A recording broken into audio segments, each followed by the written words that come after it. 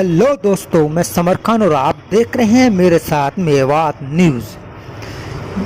चलिए आपको एक दुख भरी खबर बताने जा रहा हूं। जी हां, बता दें कि जिस घर से बेटियों की डोली उठाई जाती हैं, आज उसी घर से बेटियों का जनाजा उठाया गया है। आज हम बात कर रहे हैं तावड़ू विधानसभा क्षेत्र गांव कांगरका से, जहां एक बड़ी दुख भरी खबर सामने निकल कर आई है। जी हाँ, कांगरका में 4 लड़कियां माटी के ढेर के नीचे दबने से जिनकी मौत हो गई है। पूरे विस्तार से हम आपको बताते हैं कि बीते 2-3 दिन से लगातार बारिशें हो रही थी और बारिश से कीचड़ काचू हो गया था। एक ही परिवार से 5 लड़की थी और 5 ही लड़की माटी लेने के लिए जाती हैं। जैसे वो माटी लेने के लिए पहुंचती हैं और वहां से वो खुदाई करती है तो माटी का एक बड़ा सा ढिया उनके ऊपर आ गिरता है और उस ढिये के नीचे 5 लड़कियां दब जाती हैं। काफ़ी देर बीतने के बाद जब लड़कियां घर को वापस नहीं आती है तो उनका पापा आता है और उनकी अम्मी उनको बताती है कि लड़कियां 5 लड़कियां माटी लेने के लिए गई, अब तक नहीं आई है। जैसे ही उनका पापा वहां पहुंचता है तो देखता है कि माटी का बड़ा सा ढिया नीचे गिरा हुआ है और वो ज़ोर ज़ोर से रोल मचाने लगता है। गांव के लोग वहां मौजूद होते हैं और वो माटी को हटाने की कोशिश करते हैं, लेकिन माटी उनसे नहीं हटती है।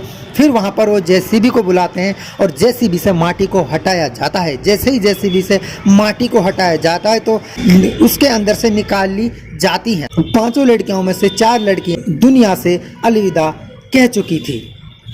एक लड़की की हालत ज़्यादा सीरियस बताई जा रही थी, लेकिन फ़िलहाल हमने डॉक्टर से बातचीत की है और उनसे मैंने जानकारी जुटाई है तो डॉक्टर का कहना है कि फ़िलहाल वो लड़की बिल्कुल ठीक। देखिए दोस्तों, अभी हमने आपको सबसे पहले जब ग्राउंड रिपोर्ट दिखाई थी तो हमने आपको ये दिखाया था कि जिस जगह पर, जिस लोकेशन पर, जिस मिट्टी के ढेर में वो 5 बच्चियां दबी थी, लेकिन उसके बाद हमने वो जगह दिखाई जहाँ पर एक खूबसूरत कब्रिस्तान, जहाँ पर उन 4 बहनों को दफनाया गया है।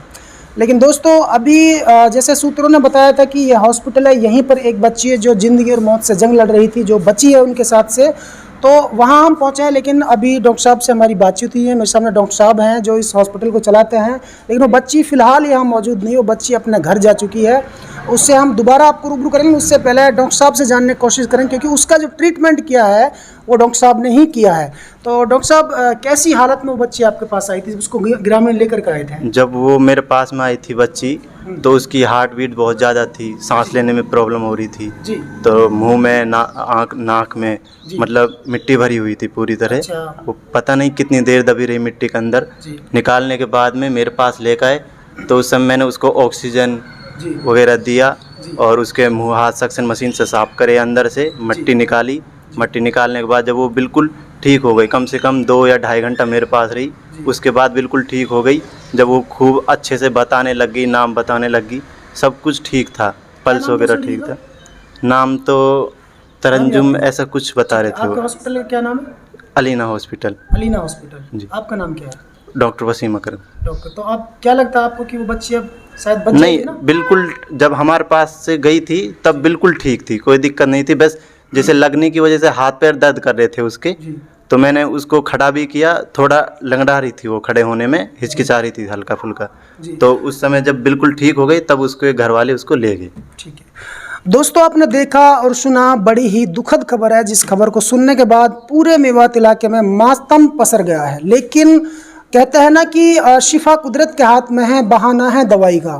वो इस डॉक्टर साहब पर स्टिक बैठती है ये मिसाल, क्योंकि इनके जरिए से और ऊपर वाले की कृपा से एक बच्ची की जान तो बच गई है और 4 जो बहनें थी वो हमेशा के लिए इस दुनिया से रुखसत हो चुकी हैं। उन्हें गांव के पैतृक कब्रिस्तानों में दफना दिया गया।